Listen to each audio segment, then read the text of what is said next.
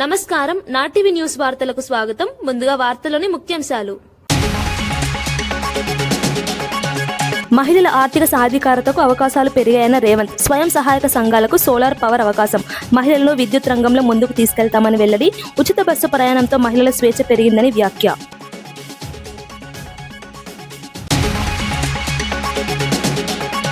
రంజాన్ మాసం సాయం దయ సందేశం ఇస్తుందన్న పెమ్మసాని. అవసరంలో ఉన్నవారికి సహాయం చేయాలన్న పెమ్మసాని. సమాజంలో ఐక్యతకు రంజాన్ గొప్ప సందేశమని వ్యాఖ్య. రంజాన్ మాసం సేవాభావం పెంచుతుందని వెల్లడి.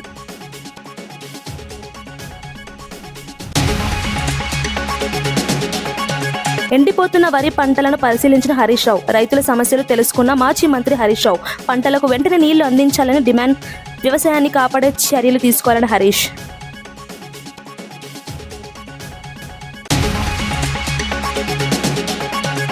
ముగ్గురు పిల్లల వ్యాఖ్యపై చంద్రబాబును ప్రశ్నించిన షర్మిల. యువతకు ఉద్యోగాలు లేకపోతే పిల్లలు ఎలా అన్న షర్మిల. రాష్ట్రంలో నిరుద్యోగం పెరిగిందని విమర్శించిన షర్మిల. విద్యుత్ ఛార్జీలు పెంచి ప్రజలపై భారం మోపుతున్నారని ఆరోపణ.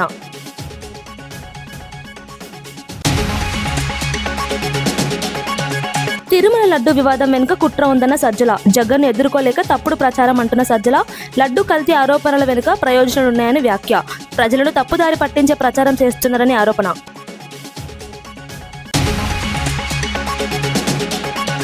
మహిళలు ఆర్థికంగా బలపడేందుకు ప్రభుత్వం పలు అవకాశాలు కల్పిస్తోందని సీఎం రేవంత్ రెడ్డి తెలిపారు. స్వయం సహాయక సంఘాల మహిళలకు సోలార్ పవర్ ఉత్పత్తి చేసే అవకాశం ఇచ్చామని చెప్పారు. విద్యుత్ రంగంలో ఆదాని అంబానీలతో పోటీ పడే స్థాయికి మహిళలను తీసుకెళ్లాలని లక్ష్యంగా పెట్టుకున్నామని తెలిపారు. ఆర్టీసీ బస్సులో మహిళలకు ఉచిత ప్రయాణం కల్పించడం ద్వారా వారి స్వేచ్ఛ పెరిగిందన్నారు. జిల్లాలో ప్రభుత్వ స్థలాలు కేటాయించి మహిళల చేతుల్లో పెట్రోల్ బంకులు నిర్వహించే అవకాశాలు ఇచ్చామని తెలిపారు. దేశంలోని తొలిసారి మహిళా యూనివర్సిటీకి వీరనారి చాకలి ఐలమ్మ పేరు పెట్టామని చెప్పారు. మహిళా సాధికారతకు ప్రభుత్వం కట్టుబడి ఉందన్నారు. పాటిల్ కావచ్చు, శ్రీమతి ఇందిరాగాంధీ గారు కావచ్చు, శ్రీమతి సోనియా గాంధీ గారు కావచ్చు, శ్రీమతి మీరా కుమార్ కావచ్చు, ఇలా చెప్పుకుంటూ వెళ్తే స్వతంత్రానికి ముందు, స్వతంత్రం వచ్చిన తర్వాత రాజకీయ పార్టీలలో మహిళల యొక్క ప్రాధాన్యతను గుర్తించి మహిళలకు అత్యంత బాధ్యతాయుతమైన పదవులను కట్టబెట్టి సమర్థవంతంగా వాళ్ళు ఆ బాధ్యతలను నిర్వహించారు. శక్తిని మనం మహిళతో పోలుస్తాం, అభివృద్ధిని, కుటుంబం యొక్క గౌరవాన్ని నిలబెట్టడానికి మహిళతోనే పోలుస్తాం. కానీ అలాంటి మహిళకు రక్షణ కల్పించలేకపోతున్నామో, అభద్రతా భావంలో మహిళలు ప్రతిరోజు ఇంటి నుంచి బయలుదేరుతున్నారు అని అంటే అది ఏ యొక్క రాష్ట్ర ప్రభుత్వానికి గౌరవం కాదు. అందుకే తెలంగాణ రాష్ట్ర ప్రభుత్వం ఈ రాష్ట్రంలో ఇంతకుముందు మహిళా వేధింపు కార్యక్రమాలు పట్టణాలకే పరిమితమయ్యేది,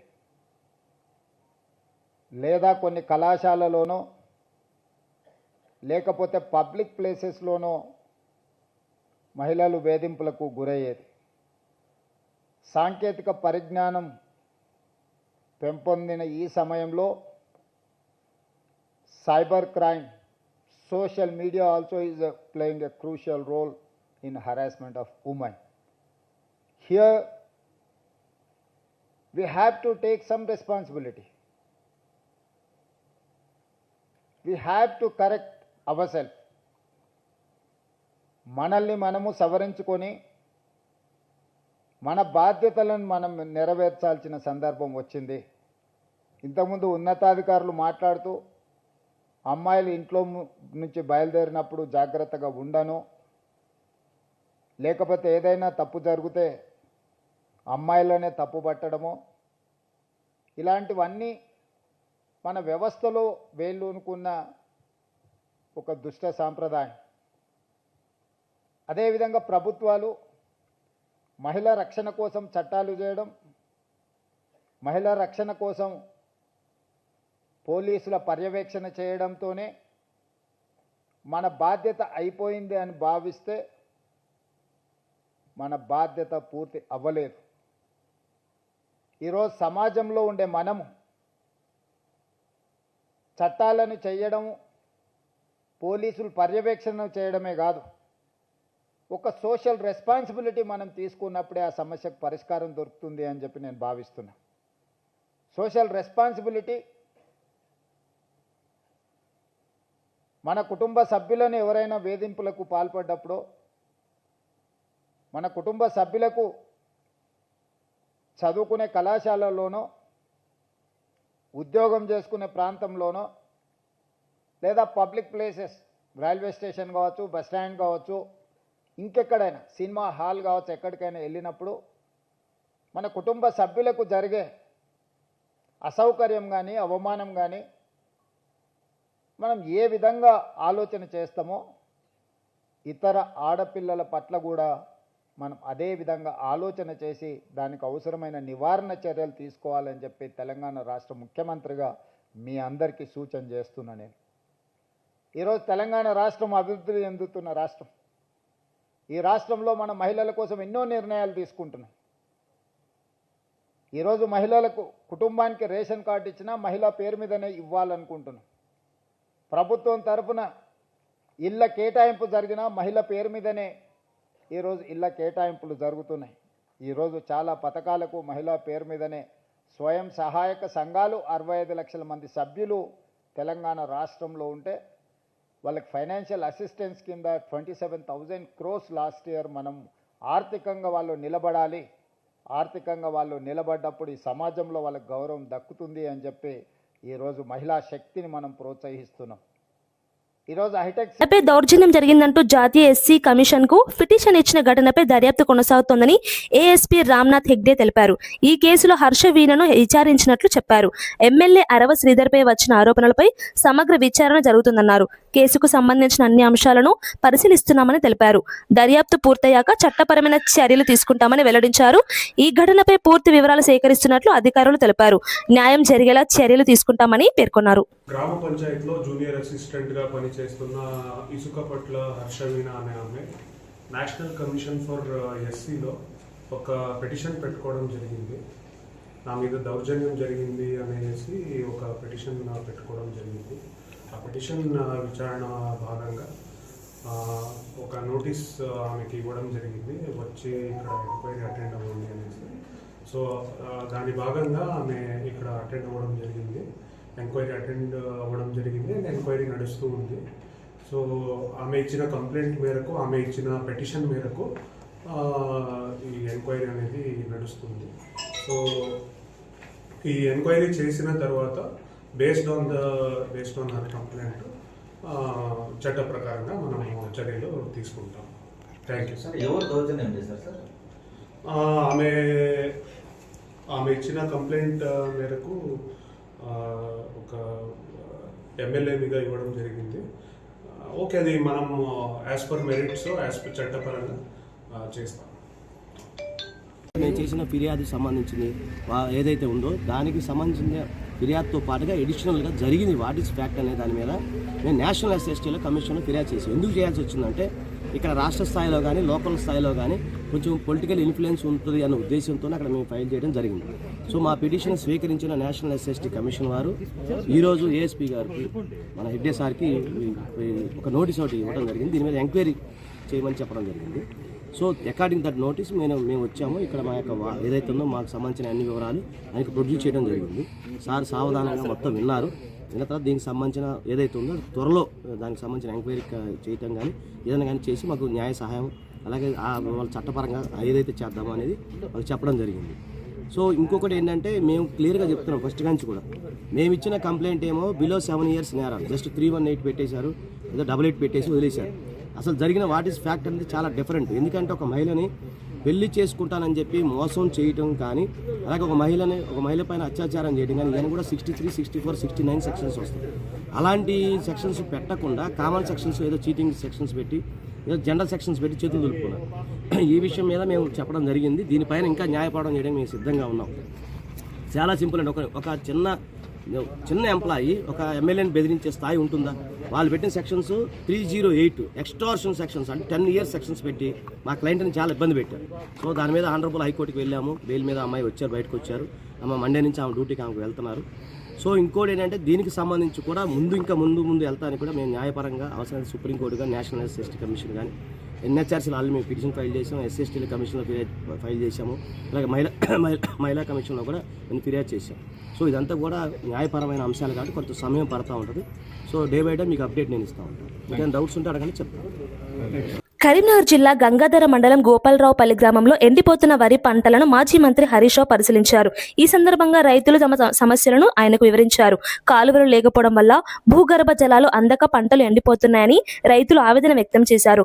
వెంటనే చర్యలు తీసుకుని పంటలకు నీళ్లు అందించాలని, ప్రభుత్వం చర్యలు తీసుకోవాలని హరీష్ రావు డిమాండ్ చేశారు.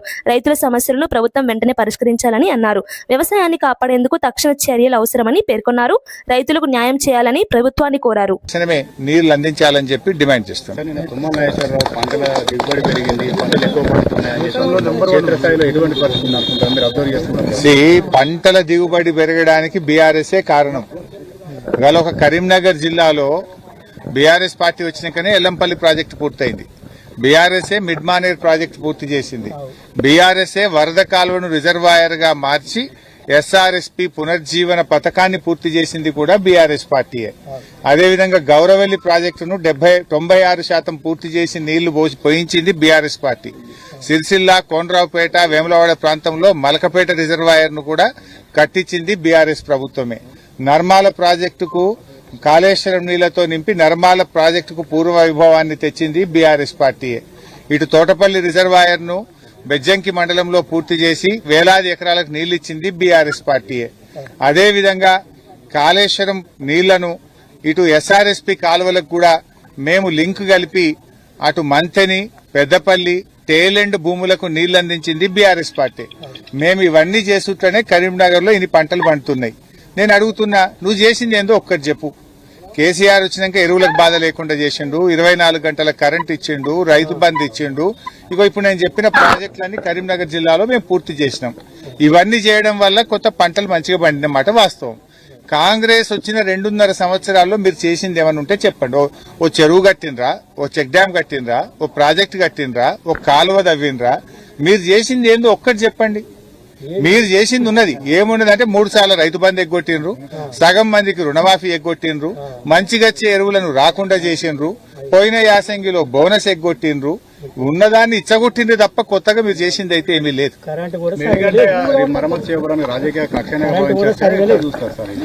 ఇప్పుడు మేడిగడ్డలో ఒక పిల్లర్ మాత్రమే కుంగింది.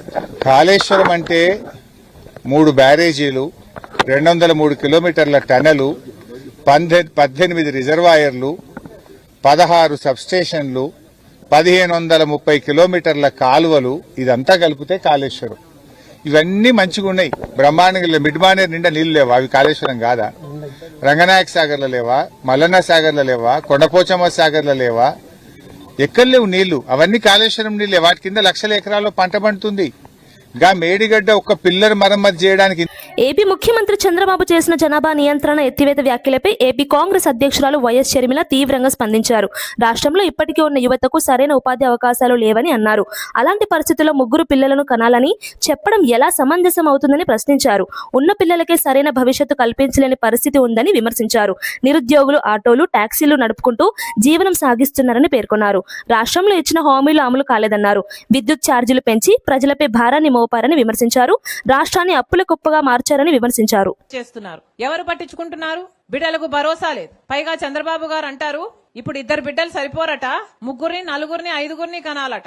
ఉన్న బిడ్డలకే దిక్కులేదు, 2, 3, 4 కడాలట. అట్లా కన్న వాళ్ళకి ఈయన 25,000 రూపాయలు ఇస్తాడట. ఈయన ఇచ్చే బోర్డు 25,000 రూపాయల కోసం మీరు బిడ్డల్ని కనాలట. ఇప్పటికే ఆరోగ్యశ్రీకి చంద్రబాబు గారు 3,000 కోట్ల రూపాయలు బకాయిలు పెట్టారు. ఫీజు రీయింబర్స్మెంట్ కు 6,000 కోట్ల రూపాయలు బకాయిలు పెట్టారు. ఇప్పటికే కరెంటు ఛార్జీలు చంద్రబాబు గారు ముఖ్యమంత్రి అయిన తర్వాత ఈ 2 ఏళ్లలో మీ మీద 15,000 కోట్ల రూపాయలు వేశాడు. ఇదంతా సరిపోలేదు, ఇప్పుడు ఈ బిడ్డలు సరిపోరట, మళ్ళీ బిడ్డలను కనాలట, మీకు దానికి 25,000 ఇస్తారట. ఒకసారి ఆలోచన చేసుకోండి, పాలకులు ఎలా ఉన్నారో ఆలోచన చేసుకోండి. తిరుమల శ్రీవారి లడ్డు వివాదంపై తప్పుడు ప్రచారం జరుగుతోందని వైఎస్ఆర్సీపీ నేత సజ్జల రామకృష్ణారెడ్డి ఆరోపించారు. రాజకీయంగా జగన్ ఎదుర్కోలేక చంద్రబాబు కుట్రలు చేస్తున్నారని విమర్శించారు. లడ్డు కల్తీ ఆరోపణల వెనుక పెద్ద ఆర్థిక ప్రయోజనాలు దాగి ఉన్నాయని అన్నారు. హెరిటేజ్ సంస్థకు చెందిన వ్యాపార ప్రయోజనాల కోసం ఈ ప్రచారం జరిగిందని ఆరోపించారు. డైరీ వ్యాపారంలో లాభాలు రిపీట్ డైరీ వ్యాపారంలో లాభాలు పొందేందుకు కుట్ర పన్నారని పేర్కొన్నారు.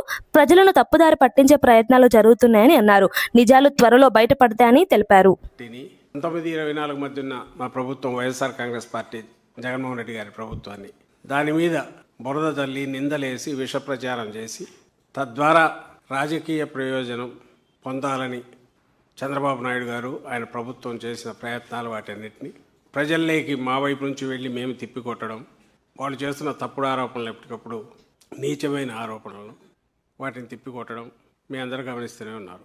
అయితే దాని నుంచి కూడా ఇది నడుస్తుండగా ఇది కేవలం ఒక రాజకీయంగా జగన్మోహన్ రెడ్డి గారిని ప్రజల్లో ఎదుర్కోలేక రాజకీయంగా ఎట్లా దెబ్బ కొట్టాలనే దాంట్లో ఒక రాజకీయ కుట్రతోనే చంద్రబాబు నాయుడు గారు చేస్తున్నారు అనుకోవడం ఒక ఎత్తు అయితే, దీనికంటే కూడా దీని నుంచి ఒక పెద్ద కుంభకోణం ఆర్థికపరమైన లాభం పొందడానికి ఒక కుంభకోణానికి తెరలేపారు, సక్సెస్ఫుల్గా అమలు కూడా చేశారు అనేది రెండవ కోణం కూడా బయటకు వచ్చింది. దాని మీద కూడా అందరూ గమనించారు. ఆధారాలతో సహా బయటికి తీసుకురావడం, ఎక్కడెక్కడ ఏ రకంగా స్టెప్ బై స్టెప్ ఎలా చంద్రబాబు నాయుడు గారు కానీ ఆయన వెనకంబడి ఉండేవాళ్ళు కానీ ఆయన కోటరీ కానీ ఆయన ఉండేది అదే వ్యాపారంలో కాబట్టి ఆయన కుటుంబం పాల వ్యాపారం, నెయ్యి వ్యాపారం వీటిలోనే ఉన్నారు కాబట్టి హెరిటేజ్ సంస్థ ద్వారా వాటి వెనక ఎవరైతే ఇప్పుడు ఈ టెండర్లలో సక్సెస్ఫుల్గా ఇదైన వాళ్ళకున్న హెరిటేజ్కి ఉన్న సంబంధాల గురించి కానీ ఇవన్నీ కూడా డిస్కషన్ పాయింట్ అవుతుంది కూడా అందరికీ తెలిసిందే. రాష్ట్ర ఆర్థిక పరిస్థితిపై కాగ్ నివేదిక ప్రభుత్వం వైఫల్యాలను బయటపెట్టిందని వైఎస్ఆర్సీపీ నేత కారుమూరు వెంకటరెడ్డి అన్నారు. ఆర్థిక క్రమశిక్షణ లోపం కారణంగా ప్రభుత్వ పనితీరు దారుణంగా ఉందని విమర్శించారు. అప్పులు పెరగడం, నిధుల వినియోగంలో లోపాల వంటి అంశాలను కాగ్ స్పష్టంగా పేర్కొన్నట్లు తెలిపారు. ప్రభుత్వ ఆర్థిక నిర్వహణపై తీవ్ర ప్రశ్నలు తలెత్తుతున్నాయని అన్నారు. ప్రజాధనం సక్రమంగా వినియోగించాల్సిన బాధ్యత ప్రభుత్వంపై ఉందన్నారు. ఆర్థిక వ్యవస్థను కాపాడే చర్యలు తీసుకోవాలని డిమాండ్ చేశారు. జరిగిపోయింది. కాగు కూడా భయపడే స్థాయిలో ఇక్కడ అప్పులు చేస్తా ఉన్నాడు చంద్రబాబు నాయుడు గారు. దేశమంతా ముందుకు వెళ్తుంటే ఆంధ్రప్రదేశ్ రాష్ట్రం మాత్రం వెనక్కి వెళ్ళిపోతుందని చెప్పి నిన్న క్లియర్ గా కాగ్ ఇచ్చినటువంటి నివేదిక. అప్పులు తప్ప అభివృద్ధి లేదు. ఏడాదిలోనే భారీగా అప్పులు చేసింది చంద్రబాబు నాయుడు గారి ప్రభుత్వం. చేసిన అప్పులను ఆస్తుల కల్పనకు వెచ్చించలేదు. రోజువారీ ఖర్చులకు కూడా అప్పులు చేయాల్సినటువంటి దుస్థితి ఏర్పడింది. రోజువారీ చేసేటటువంటి అప్పులతో వడ్డీ భారం పూర్తిగా పెరిగిపోతా ఉంది. ఎఫ్ఆర్బిఎం నిబంధనలకు మించి రెవెన్యూ ద్రవ్యలోటు, ఎఫ్ఆర్బిఎం నిబంధనలకు మించి రెవెన్యూ ద్రవ్యలోటు, రెవెన్యూ లోటు ఏకంగా 3.75%, ద్రవ్యలోటు ఏకంగా 5.05%. 2024-25 ఒక్క ఏడాదిలోనే బడ్జెట్ లోపల అప్పులు 81,071 కోట్లు అప్పులు చేశారు.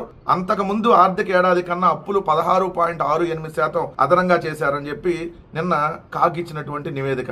ఆంధ్రజ్యోతి కూడా డైరెక్ట్ గా హెడ్డింగ్ పెట్టింది, ఆర్థిక క్రమశిక్షణ ఏది, రాష్ట్రానికి ఆర్థిక స్థిరత్వం లేదు. చంద్రబాబు నాయుడు గారి ప్రభుత్వానికి ఆర్థిక స్థిరత్వం లేదు. ఇలాగైతే భవిష్యత్ అంధకారమే, గడ్డు కాలం తప్ప ఇంకేమీ కనపట్టలేదు ఆంధ్రప్రదేశ్ భవిష్యత్తు అని.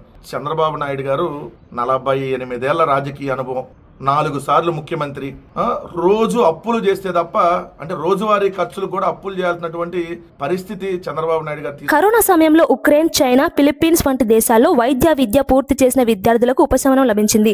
సాంకేతిక కారణాల వల్ల రిజిస్ట్రేషన్ ప్రక్రియలో ఎదురైన సమస్యకు పరిష్కారం లభించింది. విదేశీ వైద్య పట్టభద్రుల రిజిస్ట్రేషన్ ప్రక్రియను పూర్తి చేసే దిశగా చర్యలు తీసుకున్నారు. ఈ నిర్ణయంతో పలువురు విద్యార్థులకు ఊరట లభించింది. వైద్య వృత్తిలో చేరేందుకు ఎదురైన అడ్డంకులు తొలగినట్లు అధికారులు తెలిపారు. ఈ చర్యతో విద్యార్థులు వైద్య సేవలు అందించే అవకాశాలు పెరిగాయి. ఆరోగ్య రంగానికి కూడా ఇది ఉపయోగపడుతుందని పేర్కొన్నారు.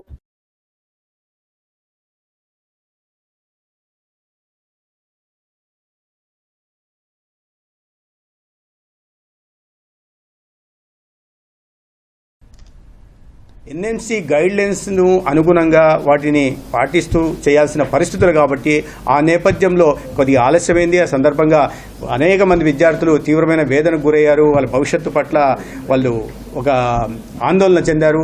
ఆ క్రమంలో ప్రభుత్వం చాలా సానుకూలంగా ఉంటూనే అయితే కొన్ని రూల్స్ రెగ్యులేషన్స్ ప్రభుత్వం దృష్టిలో ఉన్నప్పుడు, పైగా కేసు సబ్జుడీస్ అయినప్పుడు ఒక కాంట్రడిక్టరీ స్టేట్మెంట్ కూడా ఇచ్చిన నేపథ్యంలో కాస్త ఆలస్యమైన విషయం వాస్తవం. అయితే వాటిని గుర్తించి ఎవరైతే చాలా నిజాయితీగా వెళ్ళి మళ్ళీ అక్కడ ఆఫ్లైన్లో చేయాల్సిన కోర్సును పూర్తి చేశారో, ఎవరైతే అక్కడికి వెళ్ళి తర్వాత ఈ కాంపెన్సేటరీ పీరియడ్ని పూర్తి చేశారో వాళ్ళందరికీ కూడా న్యాయం చేస్తామని ఈ సందర్భంగా తెలియజేస్తున్నాం. ఇప్పటికే ఆ సందర్భంగా పూర్తి చేసి సాటిస్ఫాక్టరీగా కాంపెన్సేటరీ సర్టిఫికేట్ ఇచ్చిన వాళ్ళకు కూడా వాళ్ళ నియామక పత్రం భవిష్యత్తులో కూడా మిగతా రాబోతున్న దీంట్లో క్రమంలో కూడా మిగతా వాటిని కూడా గుర్తించి వారికి ఎక్కడ అన్యాయం జరగకుండా వారి భవిష్యత్తుని కాపాడే దిశగా ఎన్డీఏ ప్రభుత్వం ప్రయత్నం చేస్తుంది. 2026 విద్యా సంవత్సరంలో పట్టుభద్రులైన విద్యార్థులకు డిప్యూటీ సీఎం భట్టి విక్రమార్క అభినందనలు తెలిపారు. అంకిత భావంతో సమాజానికి సేవ చేస్తూ తమ సంస్థకు రాష్ట్రానికి కీర్తి ప్రతిష్టలు తీసుకురావాలని కోరారు. విద్యార్థులు తమ ప్రతిభతో రాష్ట్ర అభివృద్ధికి తోడ్పడాలని సూచించారు. మేజర్ జనరల్ అజయ్ మిశ్రా విన్నపం మేరకు ఈ డెంటల్ కాలేజీలో గవర్నర్ ట్రోఫీతో పాటు తెలంగాణ ముఖ్యమంత్రి ట్రోఫీని కూడా ఏర్పాటు చేస్తామని తెలిపారు. విద్యార్థులను ప్రోత్సహించే కార్యక్రమాలను ప్రభుత్వం కొనసాగిస్తుందని పేర్కొన్నారు. యువత భవిష్యత్తు రాష్ట్ర అభివృద్ధికి కీలకమని చెప్పారు. While practicing your medicine and dental care. And also on behalf of the government of Telangana, Major General Ajay Misraji, while speaking, he was telling me and appealed the state government also, saying that there is a trophy on the name of the governor, and it will be good even if we have a trophy on the name of the Chief Minister of the state. I will definitely take it forward to the notice of this government of Telangana. We will positively examine it and see to that this trophy on the name of the Chief Minister of Telangana is instituted here in Dental College Sciences. Thank you very much once again and my warmest. ఆదాయానికి మించిన ఆస్తులు ఉన్నాయనే ఫిర్యాదుతో Ongole ACB అధికారులు case నమోదు చేశారు. Giddalur incharge sub రిజిస్ట్రార్గా పనిచేసిన కృష్ణమోహన్ రావు నివాసాల్లో ACB అధికారులు సోదాలు నిర్వహించారు. ఆయనకు సంబంధించిన ఇళ్లతో పాటు బంధువుల నివాసాల్లో కూడా తనిఖీలు చేపట్టారు. చీరాల, కడవకుదురు, తెనాలి ప్రాంతాల్లో అధికారులు దర్యాప్తు కొనసాగించారు. కృష్ణమోహన్ రావు గతంలో అమ్మనబ్రోలు సబ్ రిజిస్ట్రార్ కార్యాలయంలో సీనియర్ అసిస్టెంట్గా పనిచేసినట్లు సమాచారం. ఆదాయానికి మించిన ఆస్తులపై వివరాలు సేకరిస్తున్న అధికారులు కేసు దర్యాప్తు కొనసాగిస్తున్నారు.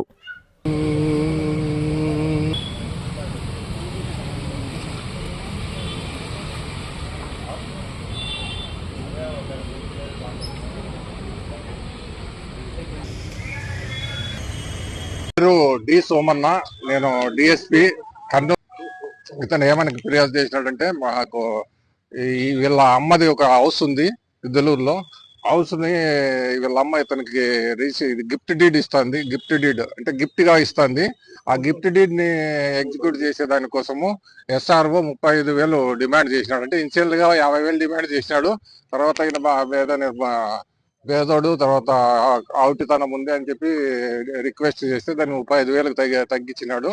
తర్వాత అది ఈరోజు స్లాట్ బుక్ చేసుకున్నాడు రిజిస్ట్రేషన్ కోసము. ఆ రిజిస్ట్రేషన్ 3:10కి స్లాట్ బుక్ అయింది.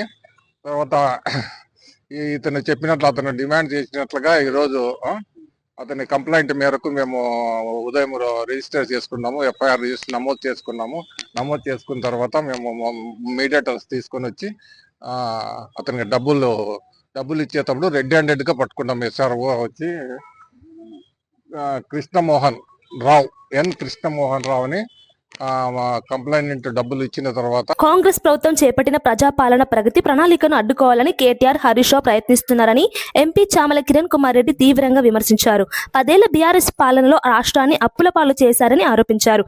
ఇప్పుడు సీఎం రేవంత్ రెడ్డి సంక్షేమ పథకాలను అమలు చేస్తుంటే ప్రతిపక్షాలు ఓర్వలేకపోతున్నాయని అన్నారు. ప్రజల కోసం చేపట్టిన కార్యక్రమాలను అడ్డుకునే ప్రయత్నాలు సరికావన్నారు. ప్రతిపక్షాలు తప్పుడు ప్రచారం మానుకొని గ్రామ సభల్లో పాల్గొని నిర్మాణాత్మక సూచనలు ఇవ్వాలని సూచించారు. ప్రభుత్వం తీసుకుంటున్న చర్యలు ప్రజలకు ఉపయోగపడేలా అమలు అవుతున్నాయని చెప్పారు. గ్రామ స్థాయి దాకా వెళ్లి గ్రామ స్థాయిలో కూడా ప్రతి గ్రామంలో కూడా ప్రజల అందుతున్నటువంటి పథకాల మీద రానున్న రోజులలో ప్రభుత్వం ఏ నిర్ణయాలు తీసుకుంటే ప్రజలకు సంక్షేమం జరుగుతుందో తెలుసుకోవడానికి ఈ కార్యక్రమాన్ని చేస్తారు.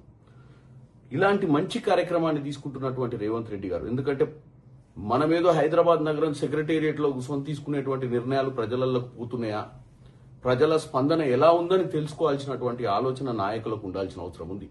కానీ హరీష్ రావు గారు, కేటీఆర్ గారు యథావిధిగా వాళ్లకు ఉన్నటువంటి ఆలోచన, ఎందుకంటే ఈ ప్రభుత్వం ఎట్టి పరిస్థితిలో ప్రజల మదిలో నిలవడానికి వీల్లేదని ఎందుకంటే అధికారం కోల్పోద్దని కూడా ఏ రోజు ఆలోచించలే వాళ్ళు. ఇప్పుడు అధికారం కోల్పోవడమే కాకుండా 2.5 సంవత్సరాల పాలన మీద ప్రజల మధ్యనకి వెళ్లి ప్రగతి గురించి మాట్లాడుతున్న ఒక ఆవేదనను వాళ్ళు ఈ రోజు ఏం చేయలేదు ఈ ప్రభుత్వం, ఇది కేవలం టైం పాస్ కోసమే చేస్తుర్రు, వీళ్ళు గత 2.5 సంవత్సరాల పాలన మీద చర్చ జరగాల్సిన అవసరం ఉంది, కానీ వీళ్ళు 99 రోజుల కార్యక్రమం తీసుకొని ప్రజల్ని తప్పుదో పట్టిస్తున్నారని చెప్పి హరీష్ రావు గారు అంటారు. హరీష్ రావు గారు నేను ఒకటే చెప్తున్నా, మేము ప్రగతి ప్రణాళికతో ముందుకెళ్తున్నాం. మీరు గతంలో ప్రగతి భవన్ పెట్టి ప్రగతి లేని రాష్ట్రాన్ని 10 ఏళ్లు పరిపాలించి అప్పుల రాష్ట్రంగా చేశారు. ఏ రోజు కూడా ఫామ్ హౌస్ మీరు మీ కుటుంబ సభ్యులు మాట్లాడుకోలేదు తప్ప మీ మంత్రులతో మాట్లాడింది లేదు, మీ ఎమ్మెల్యేలతో మాట్లాడింది లేదు, కింద ప్రజల దగ్గరికి పోయి వాస్తవాలు తెలుసుకున్న పరిస్థితి లేదు. ఈ రోజు మేము 2.5 సంవత్సరాల అధికారంలోకి వచ్చిన తర్వాత ఎన్నో సంక్షేమ పథకాలు తీసుకొచ్చి ఇంకా కొన్ని తేవాల్సినవి కూడా ఉన్నాయి. అవి తేకపోవడానికి కారణం కూడా ప్రజలకు వివరిస్తాం. ఎందుకు రాజు వెట్స్ రాంబాబు సినిమాకు గద్దర్ అవార్డు లభించింది. ఫస్ట్ బెస్ట్ ఫీచర్ ఫిలిం అవార్డును ఈ చిత్రం అందుకుంది. సామాజిక అంశాలతో తెరకెక్కిన ఈ సినిమా ప్రేక్షకుల ప్రశంసలు అందుకుంది. అదే సమయంలో second best feature film award దండోరా సినిమాకు లభించింది. ఈ అవార్డులతో చిత్ర బృందం ఆనందం వ్యక్తం చేసింది. మంచి కథా నేపథ్యంతో రూపొందిన ఈ సినిమాలకు గుర్తింపు లభించడం సంతోషకరమని సినీ వర్గాలు పేర్కొన్నాయి. ఈ అవార్డులు కొత్త దర్శకులు, నిర్మాతలకు ప్రోత్సాహంగా నిలుస్తాయని తెలిపారు. Director Akhil Raj hero and Tejaswini Rao heroine.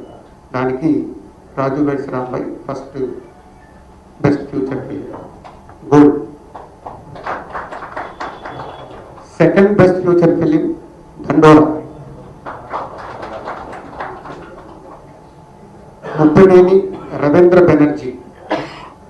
Producer Murali Kanth దేవసోన్.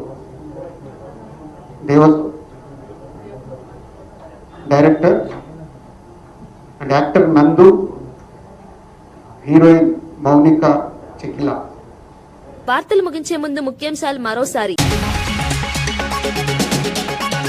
మహిళల ఆర్థిక సాధికారతకు అవకాశాలు పెరిగాయన్న రేవంత్. స్వయం సహాయక సంఘాలకు సోలార్ పవర్ అవకాశం. మహిళలను విద్యుత్ రంగంలో ముందుకు తీసుకెళ్తామని వెల్లడి. ఉచిత బస్సు ప్రయాణంతో మహిళల స్వేచ్ఛ పెరిగిందని వ్యాఖ్య.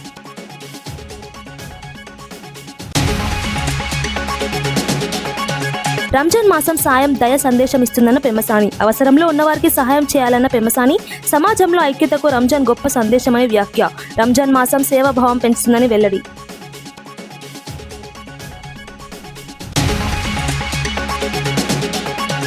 ఎండిపోతున్న వరి పంటలను పరిశీలించిన హరీష్ రావు. రైతుల సమస్యలు తెలుసుకున్న మాజీ మంత్రి హరీష్ రావు. పంటలకు వెంటనే నీళ్లు అందించాలని డిమాండ్. వ్యవసాయాన్ని కాపాడే చర్యలు తీసుకోవాలని హరీష్.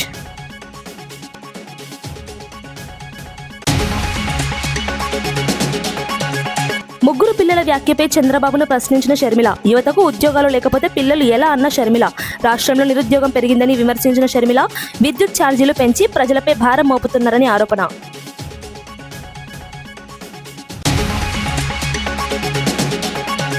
తిరుమల లడ్డు వివాదం వెనుక కుట్ర ఉందన్న సజ్జల. జగన్ ఎదుర్కోలేక తప్పుడు ప్రచారం అంటున్న సజ్జల. లడ్డు కల్తీ ఆరోపణల వెనుక ప్రయోజనాలున్నాయని వ్యాఖ్య. ప్రజలను తప్పుదారి పట్టించే ప్రచారం చేస్తున్నారని ఆరోపణ.